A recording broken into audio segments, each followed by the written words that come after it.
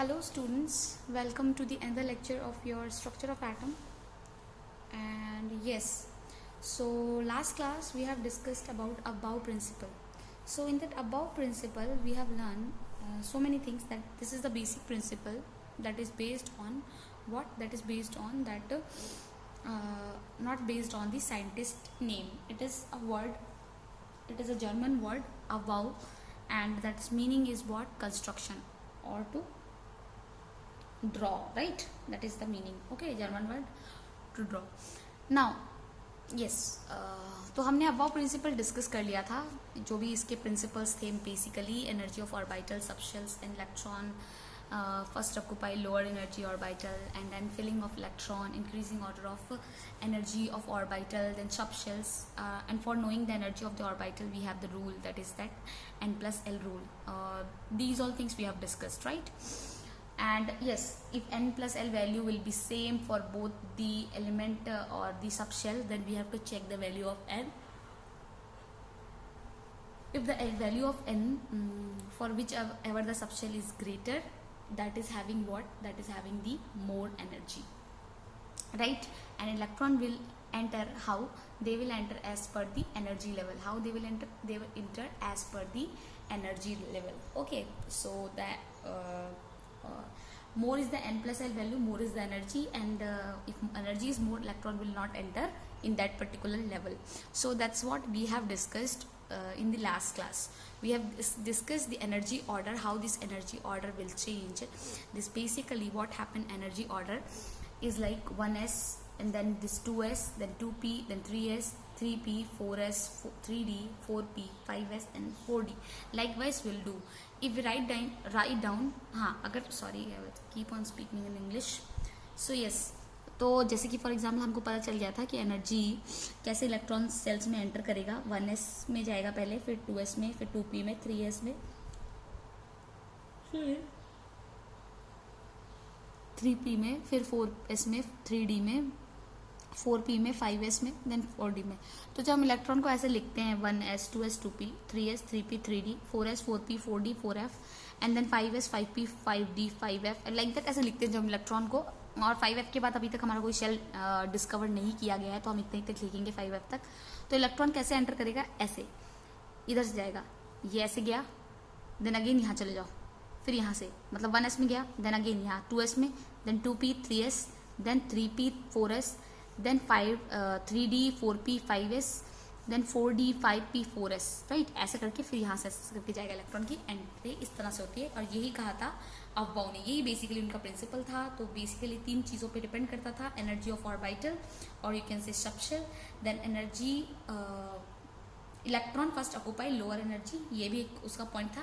दूसरा ये कि इलेक्ट्रॉन की जो एनर्जी, इलेक्ट्रॉन जो फीलिंग होता है, इलेक्ट्रॉन की जो फीलिंग होती है वो इंक्रीजिंग ऑर्डर ऑफ एनर्जी की तरह से फीलिंग होती है.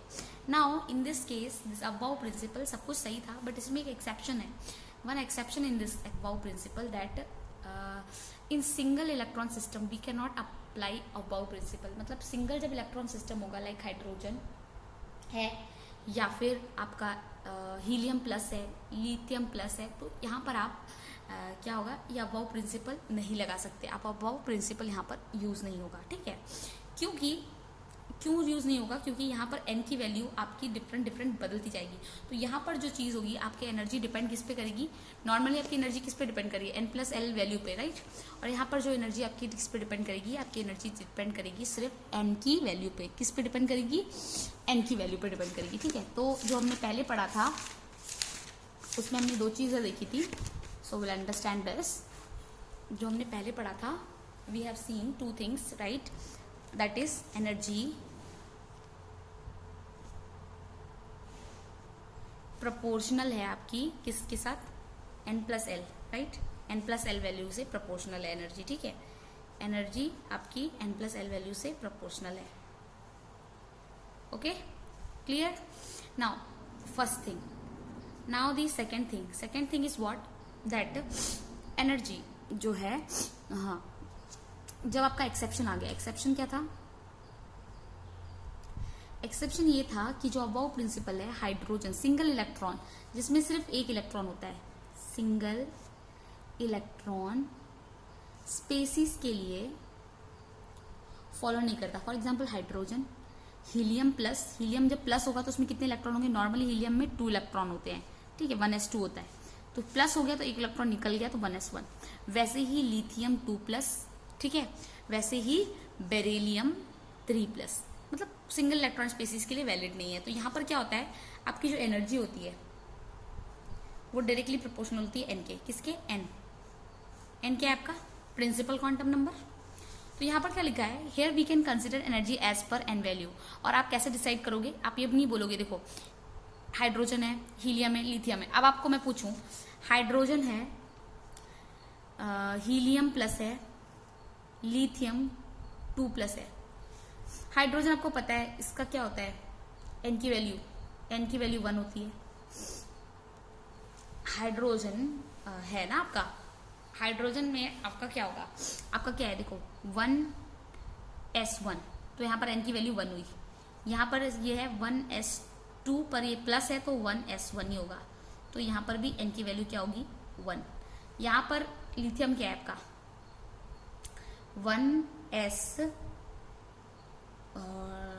1s2, ठीक है, एंड 2s1 होता है, एक निकल गया तो क्या होगा?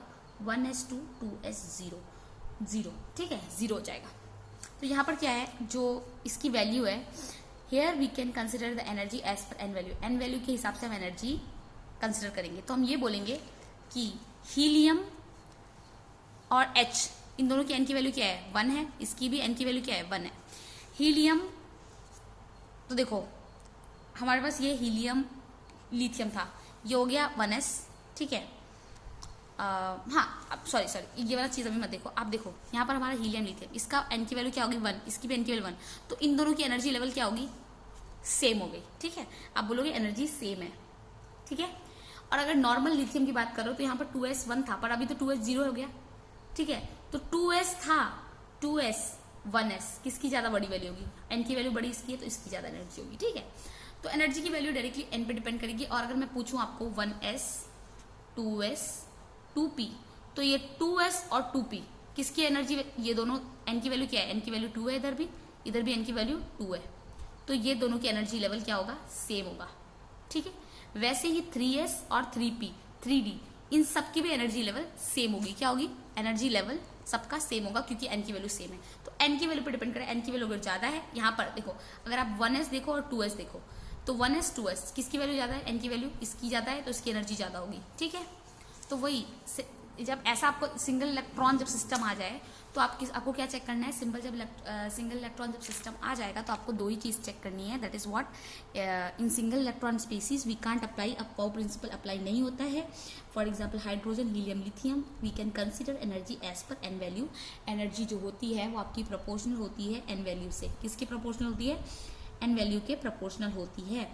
मीन्स एन जो है वो क्या है? Same then energy same. अगर एन सेम है तो एनर्जी भी सेम है, एन छोटा है तो एनर्जी कम है, एन बड़ा है तो एनर्जी ज्यादा है। तो यहाँ पर देख लो 1s 2s 2p था, तो 2s यहाँ पे एन की वैल्यू क्या है? 2, यहाँ पे एन की वैल्यू 2, ठीक है।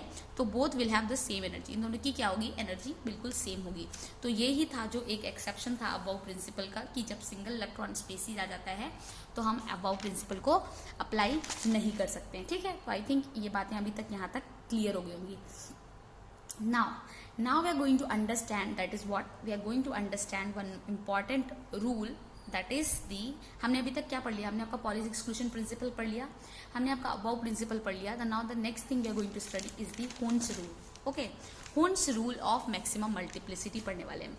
तो before we are going to start this Hund's rule of maximum multiplicity, हमको ये पता चल गया था कि इलेक्ट्रॉन की एंट्री कैसी होती है, कैसे इलेक्ट्रॉन की एंट्री होती है।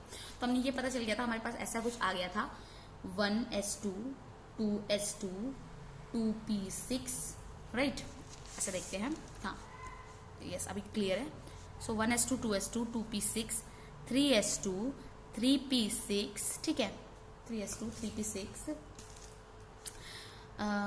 3d10 एंड 4s2, ये हमको मिल गया। और सो ऑन ऐसे ही आगे आगे चलता जाएगा, ठीक है। अब हम क्या देखेंगे, ये होन्स रूल ऑफ मैक्सिमम मल्टीप्लिसिटी कैसे आएगा। अभी देखो अभी तक आया नहीं है, हम स्टार्ट करते हैं, ठीक है। हाइड्रोजन, आपको पता है हाइड्रोजन का एटॉमिक नंबर कितना होता है? 1, तो इसकी इलेक्ट्रॉनिक कॉन्फ़िगरेशन क्या होगी? 1s1, क्योंकि वन ही है, एक ही। और एस शेल में कितने इलेक्ट्रॉन हो सकते हैं? 2। पी शेल में कितने इलेक्ट्रॉन हो सकते हैं? कितने हो सकते हैं? 3 3 6। डी शेल में 10 इलेक्ट्रॉन, एफ शेल में 14 इलेक्ट्रॉन। ठीक है, तो हाइड्रोजन की क्या होगी? 1s1। अब हम देखेंगे हीलियम। हीलियम का क्या होता है? 2 एटॉमिक नंबर, राइट। तो क्या होगा? ये 1s क्या होगा? 2। ठीक है, और ये क्या होता है? s। अब आप इसमें इलेक्ट्रॉन डाल दोगे, ये एक आपने इलेक्ट्रॉन डाल दिया। आप चाहो तो ऐसे भी डाल सकते थे, ऐसे भी डाल सकते थे। ठीक है, आपने ऐसे डालो, ऐसे डालो, ऐसे डाल दिया। हीलियम ये आपका 1s था। ठीक है, 1s1। अब हीलियम आपका 2 होते हैं, तो एक आपने ऐसे डाल दिया, तो दूसरा कैसे जाएगा? ऐसे जाएगा, राइट। इसकी 2 कैपेसिटी है, तो ये 1s2 हो गया। अब क्या? लिथियम। क्या डालेंगे हम? अब हम डालेंगे लिथियम। लिथियम जो है उसका Z की वैल्यू होती है 3। क्या होती है? 3। तो 1s2 एंड 2s1 क्या होगा? 1s2 2s1, मतलब 1 जो s है इसमें 2 इलेक्ट्रॉन आपके ऐसे से पड़े। देखो, ऑपोजिट स्पिन में पड़ा होना चाहिए इलेक्ट्रॉन, हमने ये पढ़ा था, राइट। ऑपोजिट स्पिन में इलेक्ट्रॉन। अब एस में क्या है? एक इलेक्ट्रॉन ऐसे अपने डाला है, तो दूसरा ऑपोजिट होना चाहिए, क्योंकि हमने पढ़ा था एस की वैल्यू क्या होती है? एक होती है +1, एक होती है नेगेटिव। क्लॉकवाइज और एंटी क्लॉकवाइज होता है एस की वैल्यू, राइट। तो एक और बाइटल में जब हम फिल कर रहे हैं तो हम इसको ऐसे ही सॉल्व करेंगे। ठीक है, तो आई थिंक अभी तक यहाँ तक क्लियर होगा लिथियम तक। अब आएगा हमारा, अभी तक हुंस रूल आया नहीं, अभी आएगा लिथियम, देन बेरिलियम। आपको पता है बेरिलियम का क्या होता है? Z की वैल्यू 4 होती है। अब 4 इलेक्ट्रॉन जाएंगे, तो 1s2 2 यहाँ पे, सॉरी यहाँ पर 2s1 है ना, तो यहाँ पर 1 एक इलेक्ट्रॉन और आ गया, तो 2s2 हो गया। ये बना लो, ये 1s2, ये 2s2 बन गया, बना दिया। यहाँ पर एक इलेक्ट्रॉन, यहाँ पर एक इलेक्ट्रॉन, यहाँ पर एक इलेक्ट्रॉन था, दूसरा इलेक्ट्रॉन आके ऐसे बैठ जाएगा। ठीक है, अब हो गया। अब हम लेंगे बेरिलियम के बाद आता है बोरॉन। क्या आता है हमारा? बोरॉन आता है। क्या आता है? बोरॉन। ठीक है, यहाँ पर ले सकते हैं बोरॉन। ठीक है, बोरॉन का क्या होता है नंबर? आपको पता होगा, बोरॉन का नंबर होता है 5। क्या होता है? 5। और 1s2 2s2, इसके बाद क्या होगा? 2p1, 5 हुआ ना, 4 5। तो ये कैसे बनेगा? 1s2 then 2s2, right. ये हो गया 1 2, ये भर गए। अब ये p में कितने होते हैं ब्लॉक? 3 ब्लॉक होते हैं। अब ये 2p है आपका 2p1 है, 1 है इसमें एक इलेक्ट्रॉन ना। तो आप देखो, इलेक्ट्रॉन आप कहीं भी आके लिख दो। ये इलेक्ट्रॉन चाहो तो आप यहाँ लिख दो, या फिर यहाँ नहीं लिखना चाहो तो यहाँ लिख दो, यहाँ नहीं लिखना चाहो यहाँ लिख दो। ठीक है, कहीं भी लिख दो, नो प्रॉब्लम। तो चलो हम नॉर्मली अपनी बुक के रेफरेंस में हम सबसे पहले स्टार्टिंग से स्टार्ट कर देते हैं। ऐसा नहीं है कि सबसे पहले इसमें आएगा फिर उसमें फिर इसमें, कहीं भी लिख सकते हो। सबकी एनर्जी, सारे लेवल की एनर्जी सेम है। ठीक है, आप किसी में भर सकते हो, सबकी एनर्जी सेम है। ठीक है, तो हम बुक में कन्वीनियंट के लिए सबसे पहले इसको भर लेते हैं, फिर इसको भर लेंगे, फिर इसको सीक्वेंस पे अच्छा दिखेगा, तो इसको हमने यहाँ पर डाल दिया। ठीक है, ये इसको काट देते, इसको यहाँ डाल दिया। बोरॉन के बाद कार्बन देखते हैं। कार्बन आ गया आपका 6 और 1s2 2s2 और 2p1 था तो 2p2 हो गया। ये हमने 1s1 के लिए बना लिया, यहाँ पे 2 इलेक्ट्रॉन डाल दिए। ये 2s के लिए बना लिया, इसमें भी 2 इलेक्ट्रॉन है, 2। ये p के लिए 1 इलेक्ट्रॉन यहाँ पर पहले से था। अब तो आया हुंस रूल, यहीं पर आता है आपका हुंस रूल। ठीक है, अब आपके पास एक और इलेक्ट्रॉन है, 1 electron more you have, right. अब आपको समझना है कि इलेक्ट्रॉन कहाँ जाएगा, या इलेक्ट्रॉन यहाँ आएगा, या इलेक्ट्रॉन यहाँ आएगा, या फिर इलेक्ट्रॉन इसके साथ पेयरिंग कर लेगा, यहाँ पे आ जाएगा। क्या करेगा इलेक्ट्रॉन, राइट। इलेक्ट्रॉन यहाँ आएगा, या फिर इसके साथ पेयरिंग कर लेगा। क्या करेगा इलेक्ट्रॉन? यहीं पे क्वेश्चन स्टार्ट होता है। ठीक है, यहीं पे क्वेश्चन स्टार्ट होता है और यहीं पे आपका हुंस रूल, मैक्सिमम मल्टीप्लिसिटी स्टार्ट हो जाता है। ठीक है, तो हुंस रूल क्या कहता है? हुंस रूल कहता है electron prefer to remain unpaired as far as possible. मतलब इलेक्ट्रॉन जो होते हैं they wanted to remain what, they wanted to remain unpaired as soon as possible. मतलब as soon as not, as far as possible, जितना time हो सके, जितना ज्यादा हो सके इलेक्ट्रॉन अनपेयर रहना चाहते हैं। जब इलेक्ट्रॉन अनपेयर रहना चाहेंगे तो क्या ये पेयरिंग करेंगे? यहाँ पे आके बैठेगा, पेयरिंग करेगा? नहीं। तो इसके हिसाब से, इस रूल के हिसाब से इलेक्ट्रॉन कहाँ जाएगा? इसमें जा सकता है, इसमें जा सकता है, सबकी एनर्जी सेम है, राइट। और दूसरा एक और रूल उसने दिया। ठीक है, चलो अभी यहीं पर इतना ही समझो कि इसने कहा क्या। फर्स्ट पॉइंट इसने ये कहा electron prefer to remain in, हाँ, तो उसने फर्स्ट रूल जो दिया, रूल 1 दिया, दैट इज इलेक्ट्रॉन्स जो है दे preferred to remain unpaired as far as possible. Okay, as far as possible. So electron prefer to remain unpaired as far as possible. ठीक है, electron prefer to remain unpaired as far as possible, ये बोल दिया उन्होंने एक rule. ठीक है, अब दूसरी चीज क्या हुई उसको देखते हैं, उसको समझते हैं हम. ठीक है, अब हमारा एक कार्बन का हो गया, तो कार्बन यहाँ पे आके बैठ गया. एक यहाँ पे लिख दो या फिर यहाँ पे लिख दो. चलो मैंने यहाँ पे भरा था पहले, यहाँ पे मैंने रख दिया. कहीं पे रख सकते हो, सबकी एनर्जी सेम है. ठीक है, तो कहीं पे भी रख सकते हो, तो मैंने यहाँ पे रख दिया. कार्बन का हो गया. अब हमारा क्या है, नाइट्रोजन. नाइट्रोजन आ गया, 7 होता है नाइट्रोजन का, तो हमने नाइट्रोजन लिखा 1s2 2s2 2p कितना होगा 3, कितना हो जाएगा 3 हो जाएगा. राइट, 2p3 हो जाएगा. अब ये हमारा, हाँ ये है हमारा 1s2, यहाँ पर 2 इलेक्ट्रॉन पहले से ही हैं. ये 2s2, ये भी 2 इलेक्ट्रॉन पहले से ही हैं. ठीक है ना, क्योंकि एक कुछ सबशेल है तो इसमें पहले एक इलेक्ट्रॉन आया, दूसरा आके इसमें ही आएगा, इसमें नहीं चला जाएगा. अब आप ये मत बोल देना कि इलेक्ट्रॉन अनपेयर रहना चाहता है तो यहाँ पर पेयरिंग क्यों कर रहा है, क्योंकि ये एक सेल की बात हो रही है. एक सेल कंप्लीट करेगा ना इलेक्ट्रॉन, तभी तो दूसरे सेल में जाएगा. राइट, एक सेल की एनर्जी कम होती है, उसके बाद दूसरी सेल की एनर्जी होती है ज्यादा. तो इस सेल में एनर्जी कम लग रही तो इलेक्ट्रॉन दोनों केस में हो जाएंगे.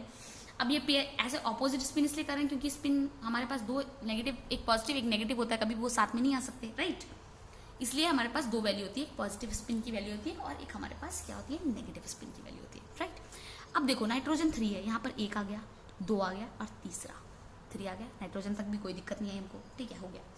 आप चाहो तो इसको ऐसे लिख रहे हैं ना हम, ये तो चलो, ये तो आपने, इसको आप ऐसे भी लिख सकते हो, पहले उल्टा फिर इसको ऐसे लिख दो, या फिर पहले इसको उल्टा इसको ऐसे लिख दो, ऐसे भी लिख सकते हो. और इसको जो आपने ऊपर वाले सिंबल दे रखा है इसको आप ऐसे ऐसे ऐसे भी ले सकते हो. तो आपकी मर्जी है, बुक में ज्यादातर ऐसे दिया रहता है, पहले ऐसे भरा रहता है फिर इसके ऐसे भरा रहता है. तो आपकी मर्जी, आप जो भी यूज कर सकते हो, बस करेक्ट होना चाहिए कन्फिग्रेशन. राइट, अब एन तक हमने लिख लिया. अब हम क्या करेंगे, अब हम ऑक्सीजन देखेंगे. ठीक है, यहाँ से देखते हैं ऑक्सीजन. ऑक्सीजन का कितना होता है आपका 8 होता है. राइट, तो क्या लिखेंगे 1s2 2s2 2p कितना होगा 4 हो गया और 4. p में कितना होते हैं इलेक्ट्रॉन ले सकता है 6 ले सकता है. राइट, अब क्या करोगे, आपको पता है 1s2 के लिए यहाँ पे 2 इलेक्ट्रॉन आ जाएंगे, यहाँ पे कितने इलेक्ट्रॉन आ जाएंगे, यहाँ पे भी 2 इलेक्ट्रॉन. और p में कितने होंगे ब्लॉक, 3 ब्लॉक होंगे.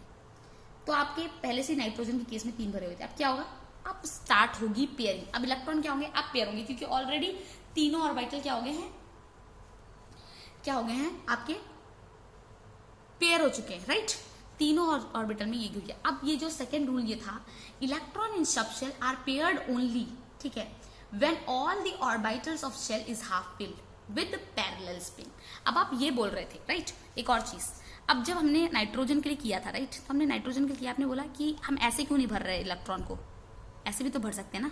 जैसे फॉर एग्जाम्पल नाइट्रोजन, यहाँ पर एक इलेक्ट्रॉन, इसको ऐसे भर दिया, इसको ऐसे भर दिया. राइट, ऐसे भी तो भर सकते हैं, या फिर इसको ऐसे भर दिया, इसको ऐसे और इसको ऐसे, ऐसे भी तो भर सकते हैं. या फिर इसको हमने ऐसे भरा, इसको ऐसे भरा एंड इसको ऐसे भर दिया. ऐसे मतलब ऐसे क्यों नहीं भर रहे हम. तो अब हमारा सेकंड रूल यही आया था. फर्स्ट रूल हमने पता चल गया हमको, ये फर्स्ट रूल था, electron prefer to remain unpaired as far as possible. ठीक है, इसलिए वो पेयरिंग नहीं करते तुरंत. दूसरा, ये ऐसे क्यों नहीं होते, इसका भी एक सेकंड रूल लिख लो. रूल 2 जो है वो क्या है, इलेक्ट्रॉन इन ए सब शेल, इलेक्ट्रॉन्स जो होते हैं, electrons in a subshell are paired only when, तभी पेयर होंगे जब all the orbitals of a shell is half filled. Half filled होगी तभी वो पेयरिंग करेंगे विद पैरेलल स्पिन. किसके साथ, पैरेलल स्पिन. समझिए इसका मतलब कि इलेक्ट्रॉन सबशेल में पेयरिंग तभी करेंगे जब सारे ऑर्बिटल, एक सबशेल के, एक शेल के सारे orbital of this shell is half filled. जब वो हाफ फिल्ड होंगे, जैसे पी था, इसमें हाफ फिल्ड कब होगा, जिसमें 3 इलेक्ट्रॉन घुस जाएंगे. राइट, तो जब ये हाफ फिल्ड हो जाए, और दैट टू कब, पैरेलल स्पिन. पैरेलल स्पिन मतलब ऐसा नहीं कि आप एक को ऐसे डाल रहे हो, दूसरे को ऐसे, दूसरे को ऐसे, तो ये एंटी पैरेलल हो गया. पैरेलल मतलब या तो ऐसे डाल दो या फिर आप डाल दो ऐसे। सो ही बोला है electron in subshell are paired only when all the orbitals of a shell is half filled. Electron subshell में तभी पेयर्ड होंगे व्हेन ऑल ऑर्बिटल, जब सारे ऑर्बिटल सेल के क्या होंगे, हाफ फिल्ड होंगे। क्या होंगे? सो इलेक्ट्रॉन सब शेल में तभी पेयर्ड होंगे, इलेक्ट्रॉन्स इन सब शेल, इलेक्ट्रॉन जो हैं वो सब शेल में तभी पेयर्ड होंगे जब क्या होगा, all the orbitals of this shell are half filled with parallel spin। अब हमारा ऑक्सीजन का केस देख रहे थे हम, ठीक है। ऑक्सीजन, तो ऑक्सीजन क्या था आपका 1s2 2s2 2p4 था, तो ये तो हमको क्लियर ही है, हम p को बनाते हैं। p ये है आपका 1 2 3, they are all half filled and with parallel spin, right. Parallel है, या फिर इसको ऐसे भी कर सकते हो आप, ऐसे ऐसे ऐसे, पैरेलल स्पिन है, राइट। अब दूसरा जो इलेक्ट्रॉन आएगा वो ऐसे होगा, और अगर इसमें देखोगे तो ऐसे हो जाएगा, ठीक है। समझ में आ गया ऑक्सीजन का अच्छी तरीके से, ऐसे हो जाएगा, राइट। तो अब हम एक और चीज देख लेते हैं। हम ऑक्सीजन के बाद आता है क्या आता है आपका, फ्लोरीन आता है। फ्लोरीन का क्या नंबर होता है, 9 होता है। इसको देख लेते हैं, 1s2 2s2 और क्या होगा ये आपका 2p5, क्या होगा आपका 2p5, राइट 2p5। तो हमको पता है 1s का देखो ऐसे ही रहेगा, यहाँ पे 2 इलेक्ट्रॉन, 2s का यहाँ पे 2 इलेक्ट्रॉन, p, राइट। यहाँ पर 5 है, तो 1 2 3 they should be first in parallel spin, then only pairing will occur, and ये एक डाला 4 हो गया, ये 5। ये किसका हो गया, नाइट्रोजन का हो गया। किसका हो गया, नाइट्रोजन का। ये 1s2, ये 2s2 और ये 2p5 हो गया, राइट। आप चाहते तो इसको ऐसे भी लिख सकते थे, कैसे, ऐसे भी लिख सकते थे 1 2 3, ठीक है। यहाँ पर नहीं दिखे, यहाँ पे भी लिख के कर सकते थे, बराबर बात है सब, क्योंकि सारी जो ये ऑर्बिटल्स हैं इन सबकी एनर्जी सेम है, सबकी एनर्जी सेम है, तो आप कैसे भी लिख सकते हैं। बट बुक में हमेशा सिस्टमेटिक लिया है। देखो आप इसको भर रहे हो तीनों को, फिर इसको भरोगे, फिर इसको भरोगे, तो सिस्टमेटिक तरीके से बुक में दिया है, तो इसलिए हम वो सिस्टम फॉलो कर रहे हैं, ठीक है। वैसे ही अब आप अगर मैं फ्लोरीन बोल दूं, छोड़ो फ्लोरीन, अब आप फ्लोरीन के बाद क्या आता है आपका, नियन आता है, राइट। फ्लोरीन के बाद क्या आता है आपका, नियन आता है। नियन का कितना होता है आप वो भी देख लो, आप खुद से भी कर ले सकते हो, Z10 हो जाएगा। 10 पता है आपको, 1s2 2s2 2p, क्या हो गया ये, यस 2p क्या हो जाएगा, 6 हो जाएगा, राइट। ये 4 और ये 6, 10 4 + 6 कितना हो गया, 10 हो गया, राइट। अब आपको पता है 1s के लिए क्या करोगे, 1 2, 2s के लिए 1 2, राइट, एंड देन p के लिए, p में कितने हैं, यहाँ पर 1 डाल दिया, यहाँ पर 1, यहाँ पर 1, दूसरा 1 2 3, मतलब 1 2 3 4 5 6, या फिर इसको ऐसे लिख सकते थे, पहले से ऐसे डाल रखा होता, देन इसको ऐसे ऐसे ऐसे, ठीक है, सॉरी ऐसे क्लियर बना देती हूँ इसको, ऐसे ऐसे ऐसे ऐसे, तो ऐसे ऐसे, और ये वाला ऐसे होगा, ठीक है, ये वाला ऐसे होगा। समझ में आ गया होगा आई थिंक बातें। तो यही था Hund's rule of maximum multiplicity. कहाँ से आया, मल्टीप्लिसिटी का 3 था बेसिकली। अगर आपको क्वेश्चन पूछा जाए कि हुन्स रूल जो है बेसिकली किस पे बेस्ड होता है, Hund's rule of maximum multiplicity basically electron की पेयरिंग पे बेस्ड होता है।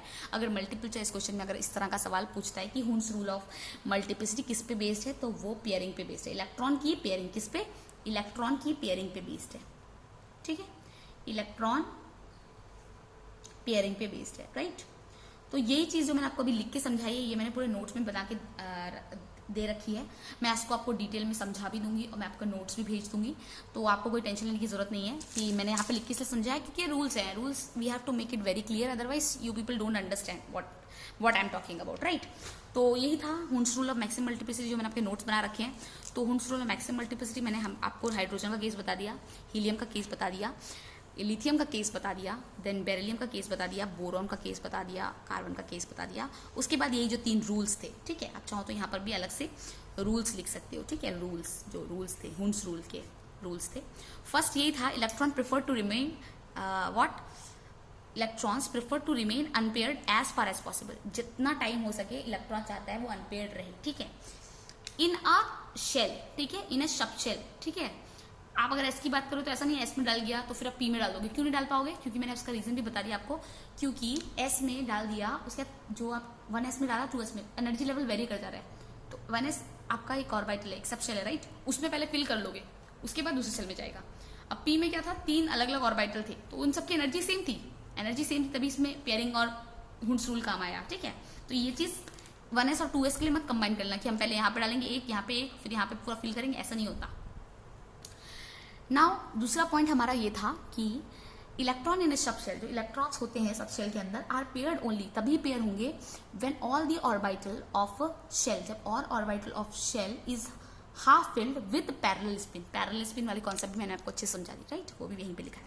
एंड उसके बाद जो लास्ट पॉइंट है, Hund's Hund's rule is based on what, electron pairing. जो हिंस रूल है, अगर आपको मल्टीपल चॉइस क्वेश्चन नीट या फिर सीबीएसई में पूछा जाता है, बोर्ड एग्जाम से पूछा जाता है, नॉट सीबीएसई, बोर्ड एग्जाम में अगर आप पूछा जाता है कि ये जो हुंस रूल है ये बेसिकली किस पे बेस्ड है, इन, हाँ आपको ऐसे ऑप्शन दे दिया जाएगा, इनमें से कौन सा रूल है जो इलेक्ट्रॉन की पेयरिंग पे बेस्ड है, उसमें से हुंस रूल भी अगर ऑप्शन में होगा तो आप हुंस रूल पे टिक कर दोगे कि कौन सा इलेक्ट्रॉन की पेयरिंग पे बेस्ड है, दैट इज व्हाट हुंस रूल, ठीक है। तो आई थिंक बातें आपको क्लियर हो गई होंगी यहाँ तक। So yes, so I think we can have now we can stop this lecture right here. और जो नेक्स्ट क्लास में हम क्या करेंगे, डील करेंगे आपके एक और टॉपिक बच गई है आपका, that is what electronic configuration. हम इसके बारे में पढ़ेंगे अच्छे से डिटेल में। And with this electronic configuration, इसी के साथ हमारा चैप्टर खत्म हो जाएगा।